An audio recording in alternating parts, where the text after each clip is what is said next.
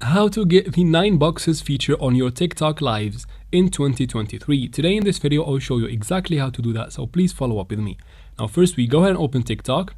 Tap on this icon in the bottom right corner to go to your profile. Now once you're on your profile, tap on the 3 lines in the top right corner, and then from there tap on settings and privacy.